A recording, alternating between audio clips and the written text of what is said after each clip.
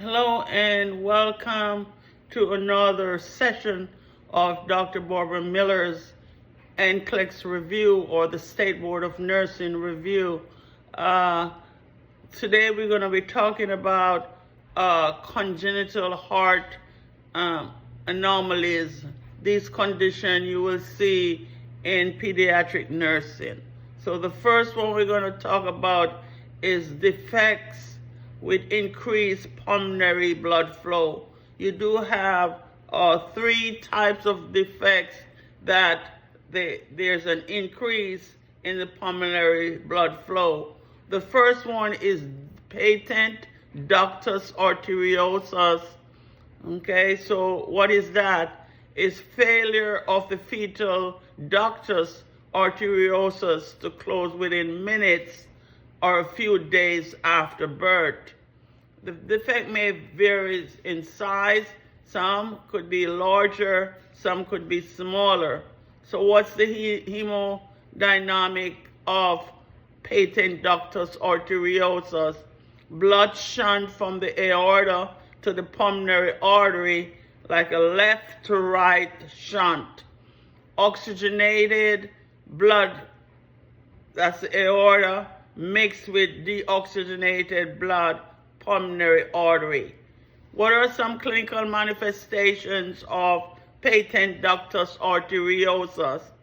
Respiratory distress. You look at those kids and they have major issues with gas exchange.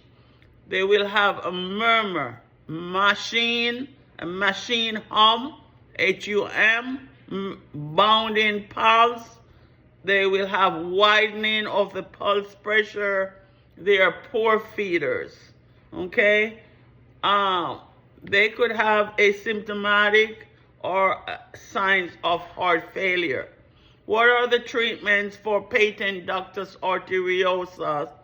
Administration of indomethacin, administration of ibuprofen may be used for premature infants, insertion of coils to occlude patent ductus arteriosus during cardiac catheterization. Surgical procedure is a must, and thoracoscopic repair. The other type of defect with increased pulmonary blood flow is that of ventricular septal defect. So what is this type of anomaly all about? It's an abnormal opening in the septum between the left and right ventricles. Again, the defect may vary in size. The hemodynamics with this anomaly: blood shunt from the left to right ventricle and backed up into the pulmonary artery, left to right shunt.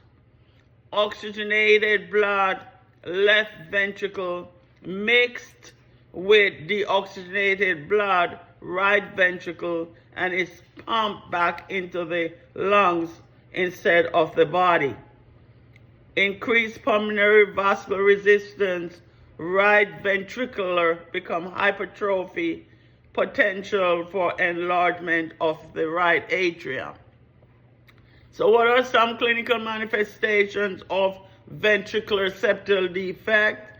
This patient will have loud, harsh murmur when you auscultate at the left sternal border. They will have mild cyanosis that increases with crying, and also signs of heart failure. What are the treatments for ventricular septal defect? Closure during cardiac catheterization, surgical procedure, pulmonary artery bonding, and also complete repair with patch. The last type of defect with increased pulmonary blood flow is that of atrial septal defect. And what is that? It's an abnormal opening in the septum between the left and right atria. Defect may vary in size also. What's the hemodynamic of atrial septal defect? Blood shunt from the left to the right atria and flows back to the right side of the heart, left to right shunt. Oxygenated blood, left atria mixes with deoxygenated blood, right atrium, and increases the total amount of blood that flows towards the lungs. Blood pumps back into the lungs instead of the flowing to the left ventricle and to the rest of the body. What are the clinical manifestations of atrial septal defect? They may be asymptomatic. These kids may not experience any clinical manifestation. This type of condition may go undiagnosed until school age or adulthood. They will pick up a murmur. They will have shortness of breath with activities, frequent respiratory infection. They also will have some dysrhythmias, heart palpitation, or skip beats. What's the treatment for atrial septal defect? Is closure during cardiac catheterization, surgical procedure, and they will apply a patch for closure.